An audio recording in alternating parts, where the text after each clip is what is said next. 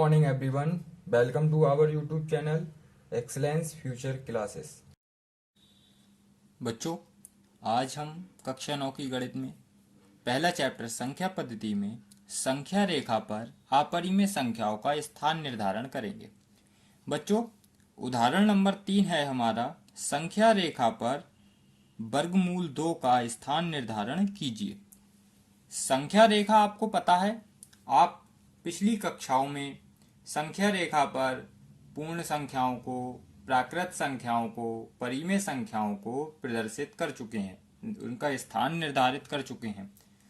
यहाँ बच्चों हम अपरिमेय संख्याओं का संख्या रेखा पर स्थान निर्धारित करेंगे। बच्चों, अपरिमेय संख्याएं जो हमारी होती हैं, जैसे यहाँ हमारी एक अपरिमेय संख्या दे रखी है 2, वर्गमूल 2। तो बच्चों, वर्गमूल 2 को हम वर्गमूल 1 प्लस 1 लिख सकते हैं। बच्चों, 1 हमें पता है 1 का स्क्वायर होता है, तो हम इसको वर्गमूल 1 की घात 2 प्लस 1 की घात 2 के रूप में लिख सकते हैं।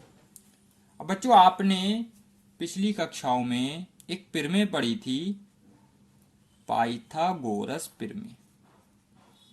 बच्चों, इस प्रमेय में, पाइथागोरस प्रमेय में क्या था, कर्ण जो होता था हमारा, कर्ण बराबर वर्गमूल लंब का स्क्वायर प्लस आधार का स्क्वायर।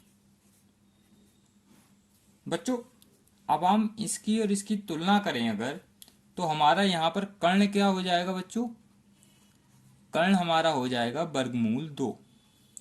लंब क्या हो जाएगा बच्चों हमारा, लंब हो जाएगा बच्चों हमारा 1, क्योंकि 1 का स्क्वायर और इधर क्या है बच्चों, लंब का स्क्वायर। तो लंब कितना हो गया 1, आधार कितना हो गया बच्चों हमारा, आधार भी हमारा क्या हो गया 1। अब हम एक संख्या रेखा बना लेते हैं बच्चों। संख्या रेखा में बच्चों क्या होता है, बीच का बिंदु जो होता है हमारा, वो हम बनाते हैं 0। दाईं तरफ वाले हमारी धनात्मक संख्याएं होती हैं और बाईं तरफ वाली हमारी ऋणात्मक संख्याएं होती हैं। बच्चों, इसमें हमारा आधार कितना है 1, तो हम 0 से 1 तक चलेंगे। इसके बाद हमारा बच्चों लंब कितना है 1। अब हम इस पर 1 इकाई का लंब खींचेंगे। ये बच्चों हमने 1 इकाई का इस पे लंब खींच लिया। अब ये हमारा एक बिंदु मान लीजिए ये O हो गया, ये एक बिंदु हमारा A हो गया, ये बिंदु हमारा B हो गया। अब हम O और B को क्या करते हैं बच्चों, मिला लेते हैं। तो जब हम O और B को मिलाएंगे तो ये हमारा कर्ण प्राप्त हो जाएगा। कर्ण कितने इकाई का होगा बच्चों, वर्गमूल 2 इकाई का। तो ये जो बच्चों 1 इकाई और 1 इकाई, O से B तक की जो दूरी थी वो कितनी हो गई बच्चों हमारी, वर्गमूल 2 हो गई। अब हम क्या करेंगे, प्रकार की सहायता से इस दूरी को भरेंगे और O बिंदु पर प्रकार रखकर हम एक चाप खींच लेंगे बच्चों। ये चाप संख्या रेखा पर जिस बिंदु पर भी काटेगी, मान लीजिए संख्या रेखा पर P बिंदु पर काट रही है, ये जो बिंदु P है ये बच्चों किसका स्थान निर्धारित कर रहा है, वर्गमूल 2 का। किसका स्थान निर्धारित कर रहा है ये बच्चों, वर्गमूल 2 का। अब हम यहां लिख सकते हैं, अब एक प्रकार की सहायता से O को केंद्र और OB को त्रिज्या मानकर, क्या करा बच्चों हमने, O को केंद्र और OB को त्रिज्या मानकर एक चाप खींची, मानकर एक चाप खींचिए। ठीक है बच्चों, जो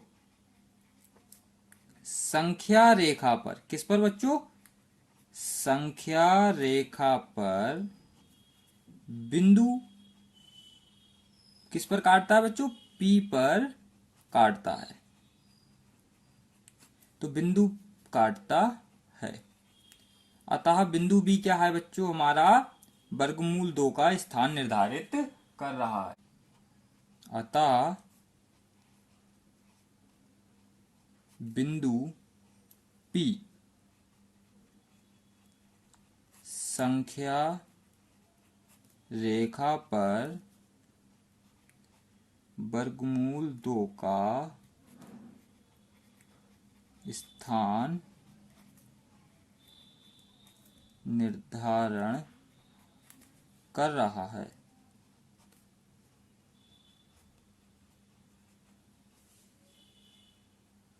ठीक है बच्चों, आप इसको आराम से उतार लीजिए, यहां पर आप इसको ठीक से समझिएगा। बच्चों प्रश्नावली 1.2 है, जिसका पहला प्रश्न है, नीचे दिए गए कथन सत्य हैं या असत्य हैं, कारण के साथ अपने उत्तर दीजिए। बच्चों इसका पहला कथन है हमारा, प्रत्येक अपरिमेय संख्या एक वास्तविक संख्या होती है। हम इसको पहले ही पढ़ चुके हैं। वास्तविक संख्याएं क्या होती हैं बच्चों, प्रत्येक संख्या जो है हमारी वो वास्तविक संख्या है। अपरिमेय संख्याएं हम पढ़ चुके हैं। तो बच्चों वास्तविक संख्याएं हमने पढ़ा था, जो वास्तविक संख्याएं होती हैं वो क्या होती हैं, परिमेय संख्या और अपरिमेय संख्या दोनों से ही मिलकर बनी होती हैं। तो बच्चों प्रत्येक अपरिमेय संख्या एक वास्तविक संख्या हो सकती है, प्रत्येक पूर्ण संख्या एक वास्तविक संख्या हो सकती है, प्रत्येक परिमेय संख्या एक वास्तविक संख्या हो सकती है, सभी प्रकार की संख्याएं एक वास्तविक संख्या हो सकती हैं। यानी ये कथन हमारा कैसा हो जाएगा बच्चों, सत्य। हमें कारण भी बताना है इसका, तो कारण क्या हो जाएगा, क्योंकि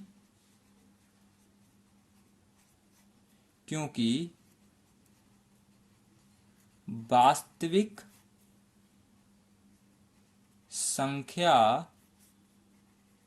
के समूह में, किसमें बच्चों, वास्तविक संख्या के समूह में परिमेय व अपरिमेय दोनों ही संख्याएं होती हैं।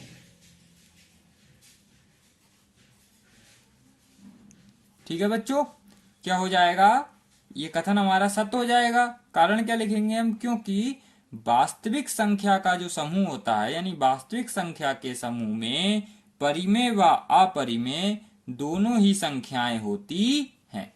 ठीक है बच्चों, इसका दूसरा कथन है हमारा, संख्या रेखा का प्रत्येक बिंदु वर्गमूल m के रूप का होता है, जहां m एक प्राकृत संख्या है। अब बच्चों जो संख्या रेखा हमारी होती है, आपने संख्या रेखा बनाई है, आपने देखा है संख्या रेखा में जो हमारे बिंदु होते हैं वो धनात्मक भी होते हैं, ऋणात्मक भी होते हैं और जीरो भी होते हैं।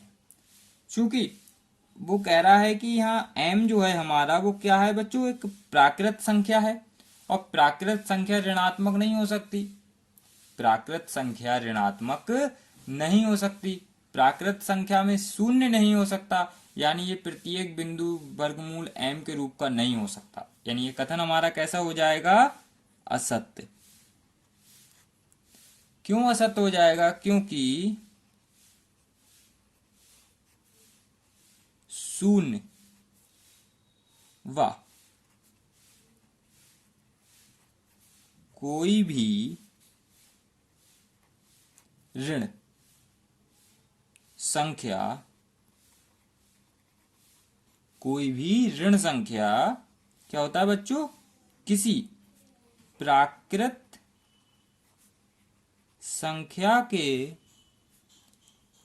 संख्या का वर्गमूल नहीं हो सकती।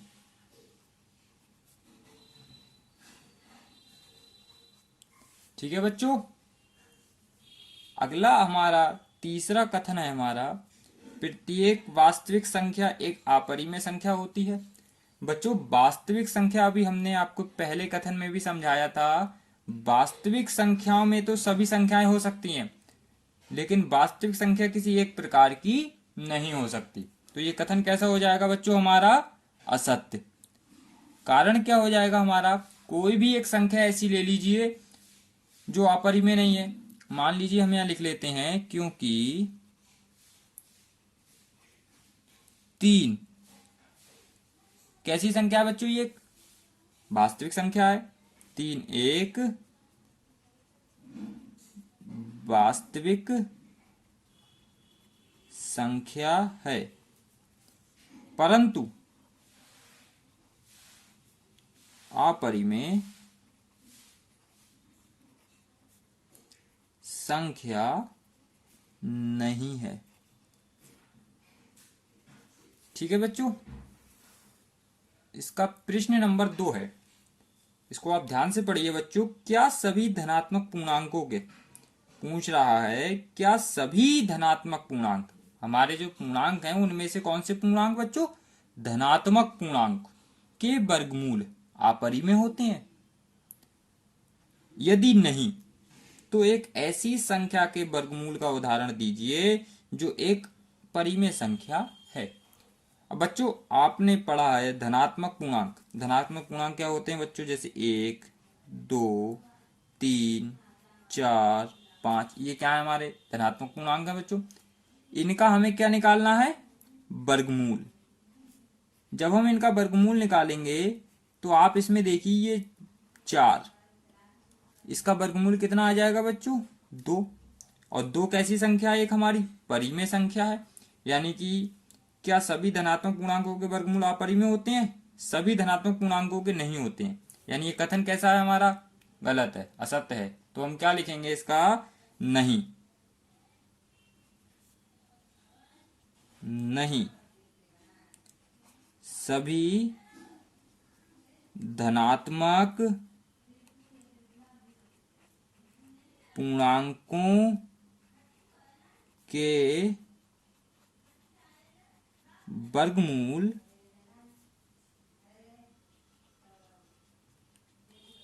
अपरिमेय नहीं होते हैं। ठीक है बच्चों, वो पूछ रहे हैं उदाहरण भी दीजिए। हम मान लीजिए उदाहरण लिख लेते हैं। जैसे वर्गमूल 4, इसका क्या आ जाएगा? 2। या वर्गमूल 9, इसका कितना आ जाएगा बच्चों? 3। आप वर्गमूल 1 का भी लिख सकते हो। वर्गमूल 1 का कितना आ जाता है बच्चों? 1। ठीक है ना? इसका प्रश्न नंबर 3 है बच्चों, दिखाइए कि संख्या रेखा पर वर्गमूल 5 को किस प्रकार निरूपित किया जा सकता है। अभी हमने उदाहरण भी पढ़ा था इसका बच्चों, उसी उदाहरण की तरह ही हमें संख्या रेखा पर √5 यानी वर्गमूल 5 का स्थान निर्धारित करना है। तो बच्चों 5 को हम 2 संख्याओं में तोड़ लेंगे। जैसे 5 को हम क्या लिख सकते हैं बच्चों? वर्गमूल 4 + 1। ये हम 2 ऐसी संख्याएं लेते हैं जिनका हम वर्ग बना सकते हैं। जैसे 4 बच्चों किसका वर्ग होता है? यहाँ 2 का, तो 2 की घात 2, और 1 का वर्ग कितना हो जाएगा? 1। बच्चों यहाँ आप सोच रहे होंगे कि हमने 4 + 1 ही क्यों लिया, हम यहाँ 2 + 3 भी ले सकते थे। लेकिन बच्चों 2 किसी का वर्ग नहीं होता, ना ही 3 किसी का वर्ग होता है, इसलिए हमने 2 + 3 नहीं लिया। हमें क्या लेना है? ऐसी संख्याएं लेनी है जो किसी संख्या का वर्ग हों। तो बच्चों यहाँ 4 किसका वर्ग है? 2 का। और 1 किसका वर्ग है बच्चों? 1 का। हम इसको पाइथागोरस प्रमेय में देख लेते हैं। पाइथागोरस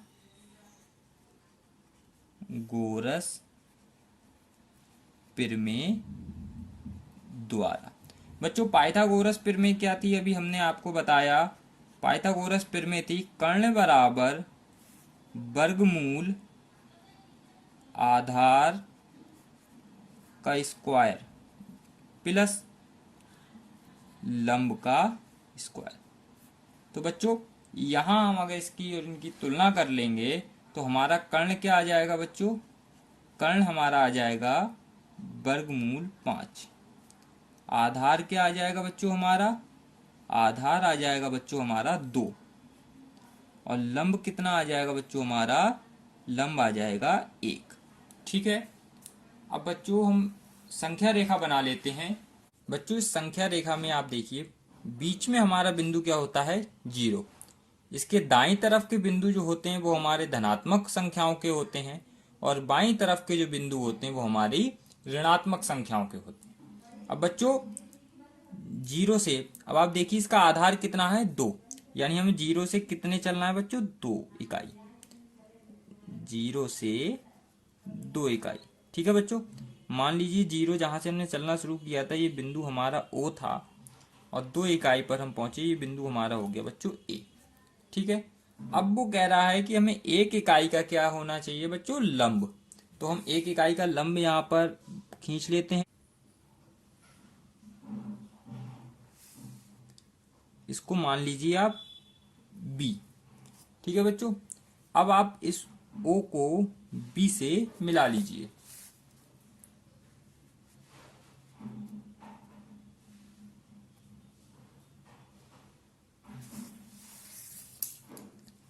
ये जो बच्चों हमारा ओ भी जो दूरी आई हमारी बच्चों, ये क्या आई बच्चों, वर्गमूल 5। अब बच्चों एक प्रकार की सहायता से हम इस प्रकार में ये ओ भी जो हमारी दूरी है उसको भर लेते हैं और उस प्रकार की सहायता से हम एक चाप खींचते हैं बच्चों। ये चाप बच्चों हमारी संख्या रेखा पर जिस बिंदु पर काटती है वहां मान लीजिए हम बिंदु बी बना लेते हैं। तो ये जो बिंदु पी है हमारा, ये किसका स्थान निर्धारित कर रहा है बच्चों, वर्गमूल 5 का। अब हम नीचे लिख लेते हैं, ये हमारी संख्या रेखा पर इसका स्थान निर्धारित हो गया। एक प्रकार की सहायता से क्या लिखा बच्चों हमने, अब एक प्रकार की सहायता से, एक प्रकार की सहायता से क्या करा हमने, सबसे पहले ये जो हमारा बिंदु O था, बिंदु O को क्या मान लिया हमने बच्चों से, केंद्र। बिंदु O को केंद्र, और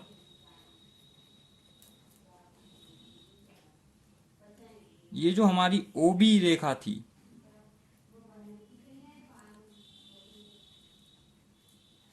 OB रेखा को त्रिज्या मानकर, क्या मानकर बच्चों, त्रिज्या मानकर एक चाप खींचिए, एक चाप खींचिए जो संख्या रेखा को, यह संख्या रेखा पर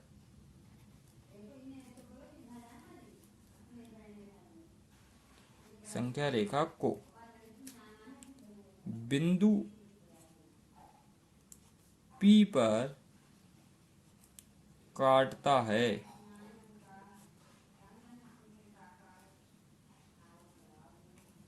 बच्चों किस पर काट रहा है ये बिंदु P पर, ये जो हमारा बिंदु P है ये क्या हो जाएगा, अतः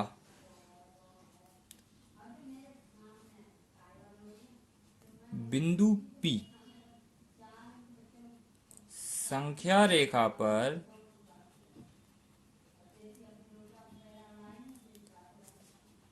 वर्गमूल 5 का